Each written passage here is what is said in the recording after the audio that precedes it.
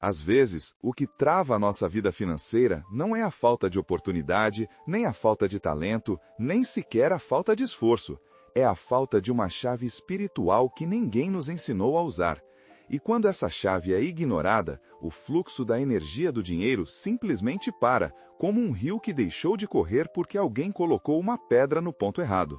Essa lei da Torá, antiga como o próprio sopro da criação, explica exatamente por que algumas pessoas parecem caminhar com a sorte ao lado, enquanto outras carregam um peso invisível que consome tudo. E é por isso que hoje eu preciso começar com um convite simples, mas espiritualmente poderoso. Escreva nos comentários a frase: "Eu escolho liberar o fluxo." Porque quando você escreve, você sela, você transforma a intenção em forma, e no judaísmo, tudo que ganha forma, ganha vida. Escrever é um ato de criação, e toda criação começa com uma declaração. É como se, ao colocar essas palavras diante de si, você assinasse simbolicamente uma autorização para que a energia volte a se mover. Existe um princípio sutil que poucos percebem. Dinheiro não responde apenas ao trabalho das mãos, mas ao estado do coração. Ele é energia, e energia precisa de direção. Quando nossa mente se contrai, nossas emoções se fecham e nossa fala se torna de escassez, a energia do dinheiro se retrai. Quando nossa mente se expande, nossas emoções se abrem e nossa fala se alinha com abundância, essa energia volta a fluir. A Torá chama isso de shefa, o derramamento divino, a abundância que desce como água viva sobre quem está em estado de receber. E talvez por isso tanta gente trabalhe tanto, lute tanto, se esforce tanto, e ainda assim sinta que algo escapa pelos dedos. Não é falta de merecimento, é desalinhamento. O que quase ninguém percebe é que prosperidade não começa no banco, nem no salário, nem na conta digital. Prosperidade começa na alma. Começa no ponto exato onde intenção, palavra e ação se encontram. E quando uma dessas três partes está desalinhada, a energia se confunde, se dispersa e perde força. O dinheiro sente a vibração do dono. Essa frase meus avós repetiam como um lembrete de que o mundo espiritual reage antes do mundo físico.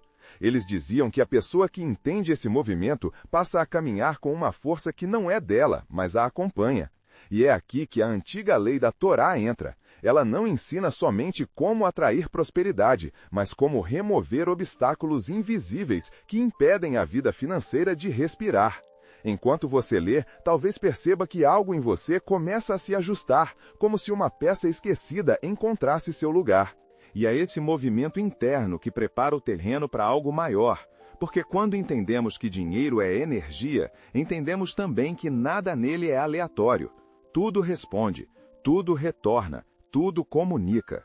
E é essa mesma energia que nos conduz, quase sem perceber, para a próxima compreensão, aquela que revela como a própria Torá descreve, desde os tempos mais antigos, o fluxo espiritual do dinheiro.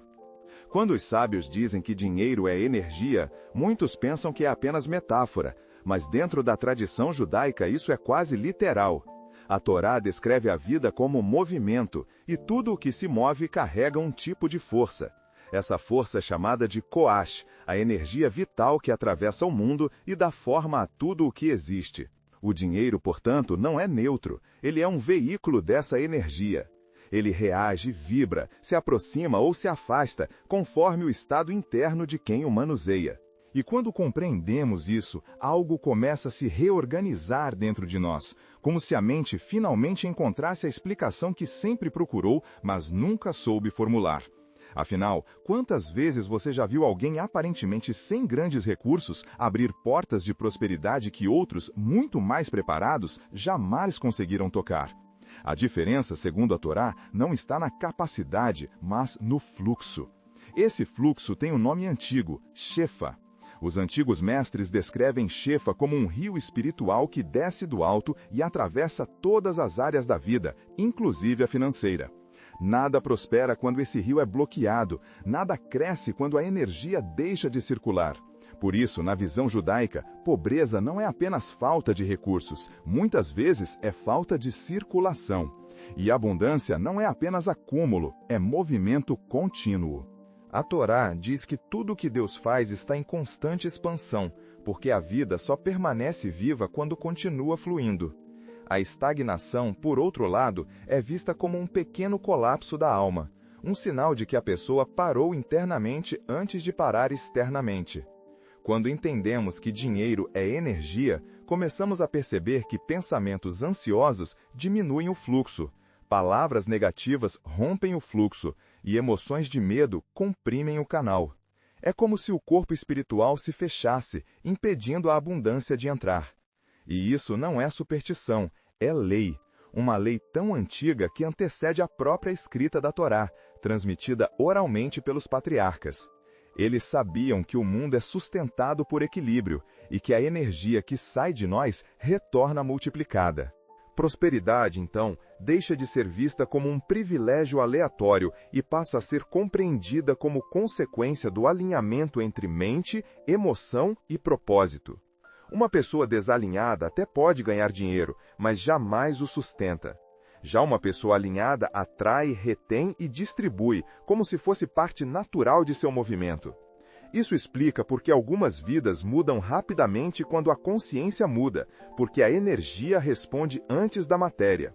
E à medida que mergulhamos nessa lógica espiritual, percebemos que existe um erro silencioso, quase invisível, que bloqueia esse fluxo sem que a pessoa perceba. Um erro tão comum que se tornou hábito e tão profundo que afeta a vida financeira mesmo quando tudo parece estar sob controle. E é justamente nesse ponto delicado que a compreensão espiritual começa a tocar a vida real, conduzindo-nos para o próximo passo. O erro que mais bloqueia o fluxo da energia financeira é tão comum que a maioria das pessoas o pratica sem perceber, acreditando que está fazendo certo. A Torá ensina que tudo começa no invisível, antes de se manifestar no visível. Mas nós fomos educados ao contrário, a acreditar que apenas o esforço físico constrói prosperidade. E é exatamente esse equívoco, essa confiança exclusiva no mundo material, que interrompe o movimento da abundância.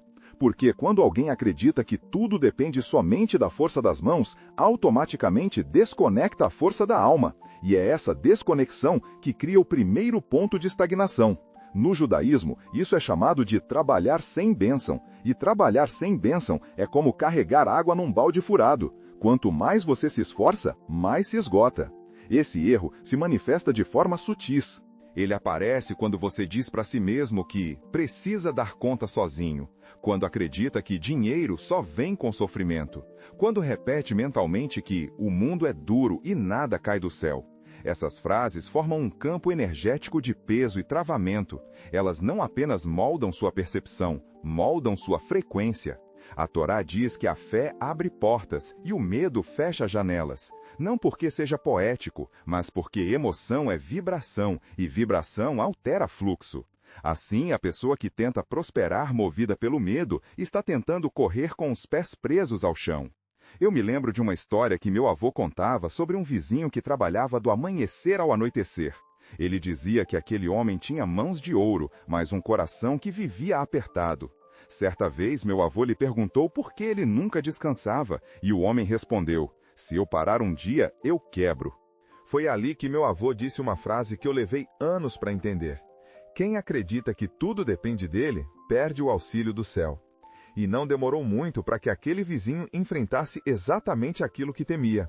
Em poucos dias, tudo começou a desmoronar, não porque ele não trabalhasse, mas porque sua alma estava fechada enquanto suas mãos estavam ocupadas. Ele vivia no esforço, mas não vivia no fluxo. A consequência desse erro é imediata. Quando o campo interno se contrai, a vida externa acompanha. É como se o universo respondesse ao comando silencioso que você emite.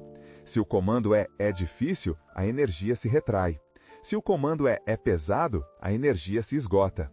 E quando essa estagnação acontece, a pessoa começa a confundir esforço com progresso, movimento com avanço, cansaço com realização. Mas não são sinônimos. Progresso nasce de alinhamento, não de exaustão. E é justamente quando esse entendimento começa a penetrar que algo dentro de nós se abre para o próximo nível de sabedoria. Porque se existe um erro que bloqueia, também existe um princípio que desbloqueia. um princípio tão antigo quanto a Torá e tão prático quanto a vida cotidiana, que revela como criar espaço para receber a abundância que já está tentando chegar. Na tradição judaica, existe um princípio tão profundo que, quando verdadeiramente compreendido, transforma instantaneamente a forma como percebemos a prosperidade. Esse princípio é o do Kli, o vaso espiritual. A Torá ensina que a abundância, o shefa, só pode permanecer onde existe um recipiente preparado para recebê-la. Não basta desejar prosperidade, nem trabalhar por ela. É preciso criar o espaço interno e externo capaz de sustentá-la. Sem esse espaço, a bênção escorre. Com esse espaço, ela se acumula e se multiplica. O vaso é a estrutura invisível que antecede qualquer manifestação visível. E entender isso é como aprender a linguagem secreta que governa a circulação do dinheiro. O Kli não é físico. Ele é composto por estados internos: clareza, intenção, responsabilidade, gratidão e abertura emocional. Cada vez que você alimenta pensamentos de escassez, culpa, indignação ou medo, é como se trincasse esse vaso por dentro. A bênção até chega, mas se perde. Já quando você cultiva confiança, organização, intenção clara e palavras de expansão, o vaso se fortalece, como se ganhasse a capacidade de suportar a pressão da abundância.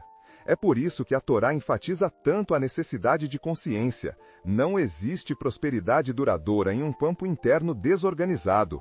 Imagine um copo colocado debaixo de uma torneira. Se ele está cheio até a borda, nenhuma gota adicional pode entrar. Se ele está rachado, o conteúdo vaza. Se ele está virado para baixo, nada será recebido. Assim é a alma diante do fluxo do dinheiro. Às vezes, a pessoa afirma querer prosperidade, mas internamente está cheia de mágoas antigas, crenças limitantes ou medo de perder o que ainda nem conquistou. Outras vezes, deseja crescer, mas vive emocionalmente virada para baixo, sem confiança, sem direção, sem disposição para abrir espaço para o novo. A Torá nos convida a virar esse copo, a esvaziar o excesso, a reparar as rachaduras. Porque a abundância não chega a quem pede, chega a quem está preparado. E existe uma pergunta simples que funciona como um espelho espiritual. Onde, na minha vida, eu digo que está tudo bem quando não está? Essa pergunta revela onde o vaso está bloqueado. Às vezes, você diz que está tudo bem financeiramente, mas está vivendo no limite. Às vezes, diz que está tudo bem emocionalmente, mas carrega medo profundo de fracassar. Às vezes, diz que está tudo bem com seu trabalho, mas sente que ele não expressa seu verdadeiro potencial. Cada ponto ignorado é uma rachadura, cada verdade encarada é um reparo. Quando você reconhece essas rachaduras com honestidade, algo silencioso começa a se rearranjar dentro de você. É como se o vaso voltasse a ganhar forma, lentamente, de dentro para fora. E quanto mais ele se fortalece, mais natural se torna o movimento da prosperidade. Esse movimento nos conduz, quase sem perceber, a outra lei fundamental da sabedoria judaica, a de que a abundância não chega a quem para, mas a quem continua caminhando. A Torá afirma que Deus abençoa a obra das suas mãos, e não apenas os seus desejos, intenções ou sonhos. Isso significa que movimento é um princípio espiritual, não apenas uma ação física. É como se o universo precisasse ver uma centelha de movimento para liberar uma onda de abundância.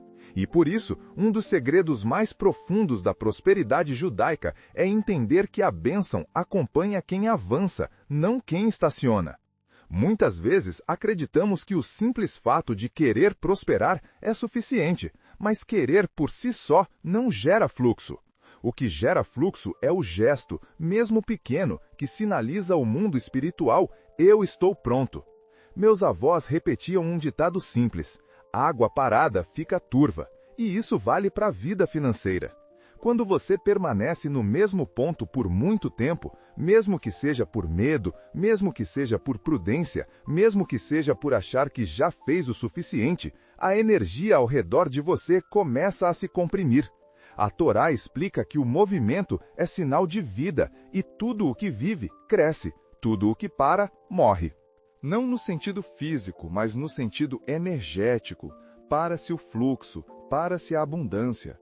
É aqui que entra a necessidade espiritual de continuar se movendo, estudando, aprimorando, ousando.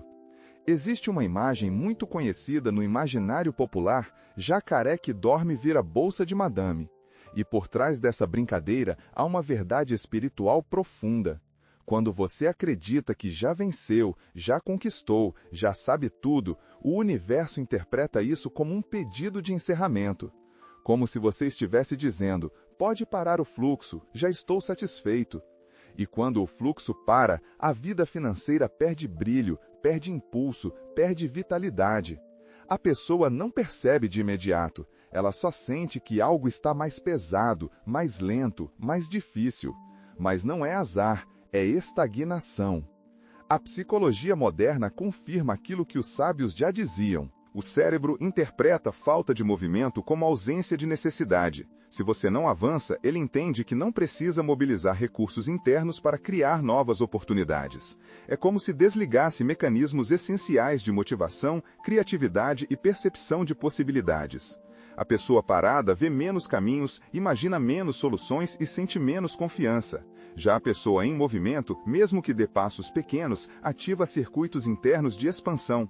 Ela passa a enxergar oportunidades que estavam sempre ali, mas invisíveis aos olhos de quem estava parado. E a Torá reforça essa lógica com outra camada ainda maior. Ação é oração em movimento. Quando você age, mesmo sem ter todas as respostas, você está dizendo ao universo que acredita no fluxo, que confia no processo, que deseja receber mais porque está disposto a se mover mais. E essa disposição cria uma abertura espiritual. Uma abertura que conecta suavemente com o ponto seguinte da jornada: a consciência de que não basta agir, é preciso falar de maneira alinhada à abundância, porque a palavra é a ferramenta mais poderosa da criação. A Torá começa com uma revelação que para muitos passa despercebida. O mundo não nasceu de um gesto, mas de uma fala. E Deus disse, e então a luz surgiu.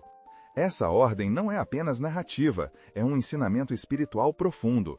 A criação começa na palavra, porque a palavra molda a energia, orienta a matéria e dá direção ao invisível. No judaísmo, falar é um ato criativo tão poderoso que os sábios dizem que cada frase que pronunciamos constrói ou destrói mundos inteiros dentro de nós. E quando compreendemos essa verdade, entendemos por que tantas vidas financeiras entram em declínio sem que haja uma causa aparente.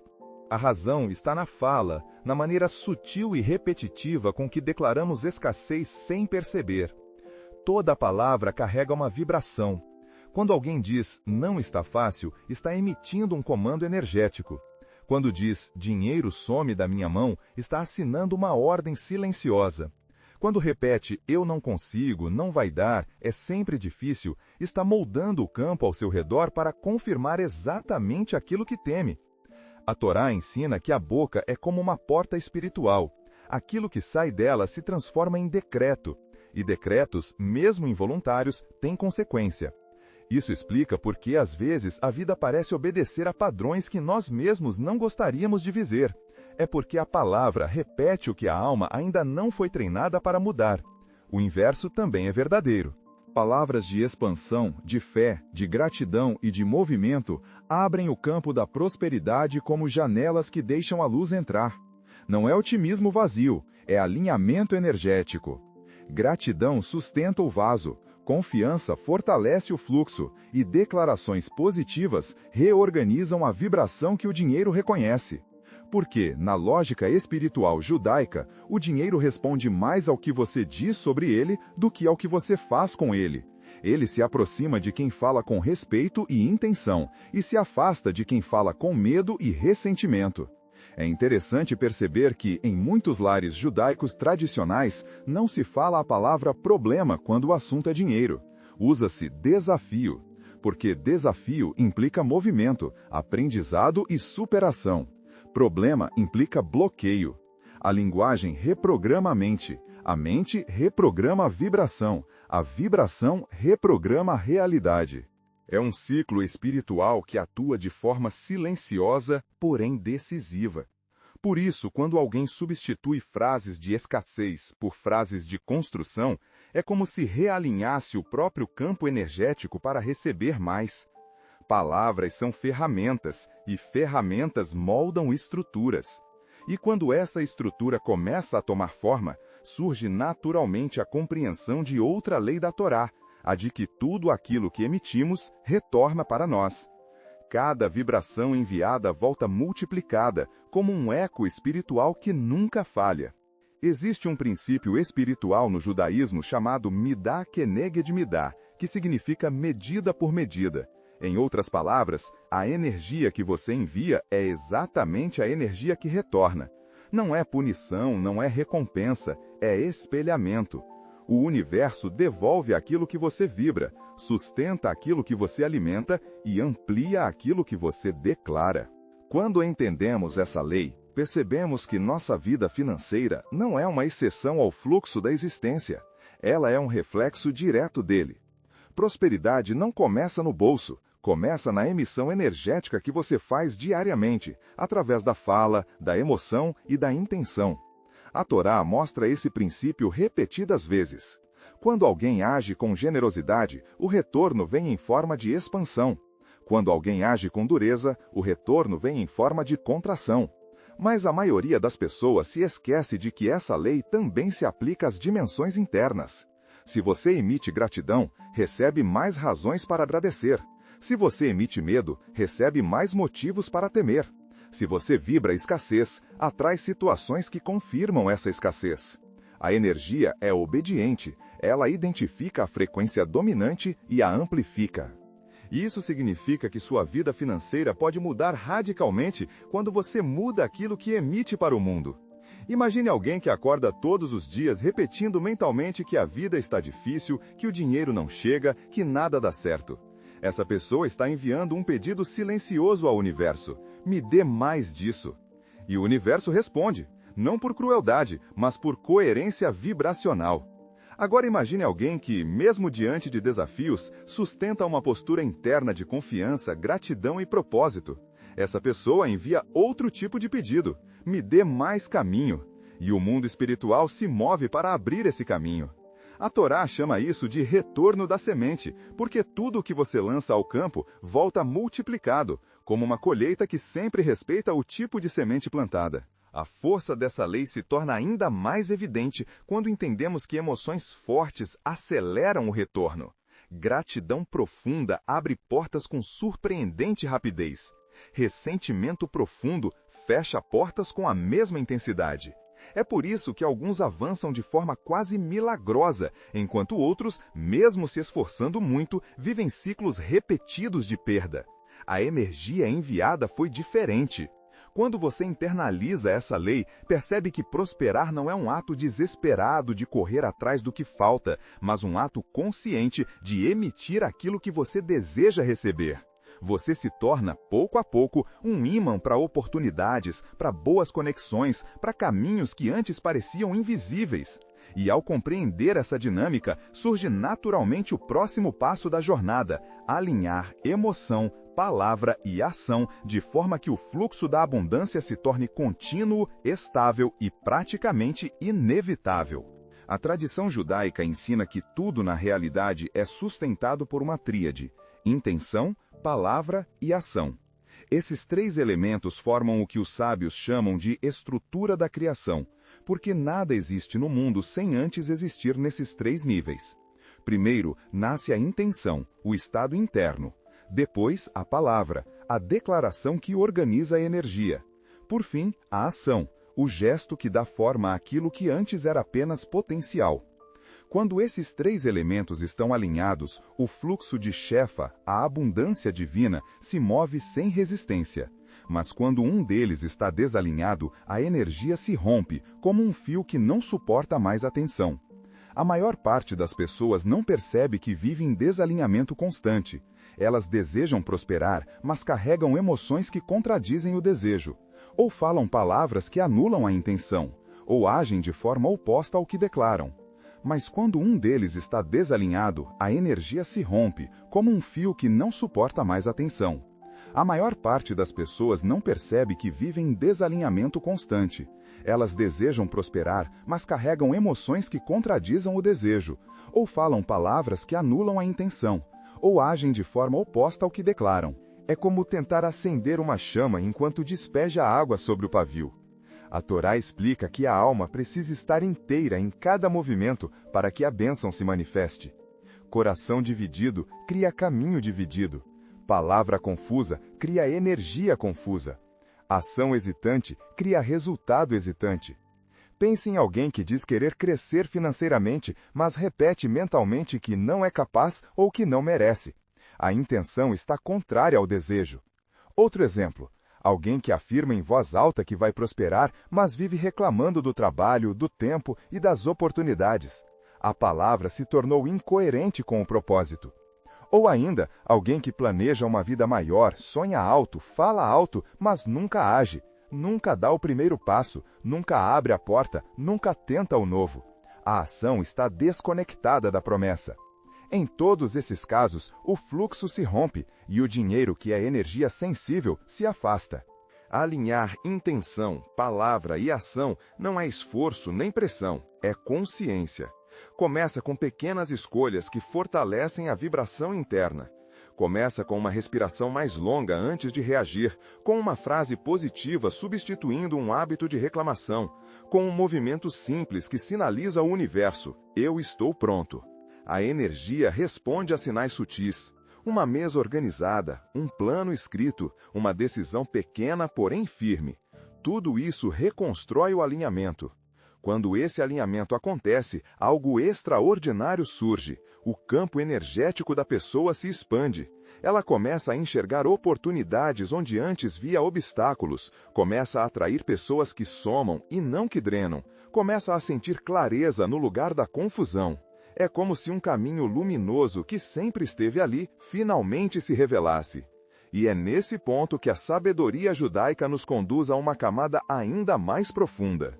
A prosperidade sustentável, aquela que não depende de circunstâncias externas, mas de uma identidade espiritual sólida. Essa é a próxima chave que mantém o fluxo vivo ao longo do tempo. A prosperidade, na visão judaica, não é um pico de sorte nem um período iluminado da vida. É um estado contínuo de alinhamento com princípios espirituais que sustentam o fluxo.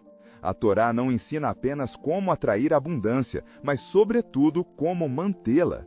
Porque receber é fácil, sustentar exige consciência. E essa consciência começa com um entendimento profundo. Prosperidade verdadeira não se mede pelo quanto você acumula, mas pelo quanto você permanece em crescimento. Nada na criação foi feito para ficar parado, e isso inclui o dinheiro. O Shefa, a abundância divina, só permanece onde existe movimento interno, ética, disciplina, generosidade, ordem e propósito. Os sábios dizem que Deus dá abundância a quem sabe que ela não termina nele. Isso não significa doar tudo, nem viver em desapego irresponsável. Significa compreender que a energia da prosperidade circula melhor quando não é retida com medo. A pessoa que segura demais, perde. A pessoa que distribui com consciência, amplia. Não é caridade no sentido romântico, é engenharia espiritual.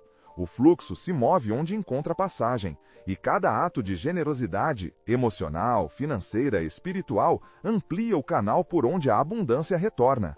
Outro pilar essencial é a ordem. A Torá coloca a ordem como fundamento da criação. O caos não sustenta a bênção. Uma mente caótica gera decisões confusas. Um ambiente caótico afasta oportunidades. Um coração caótico perde a capacidade de receber. E é por isso que a prosperidade está sempre ligada à clareza. Quanto mais clara é a identidade, mais estável é o fluxo. Quanto mais clara é a visão, mais consistente é a caminhada.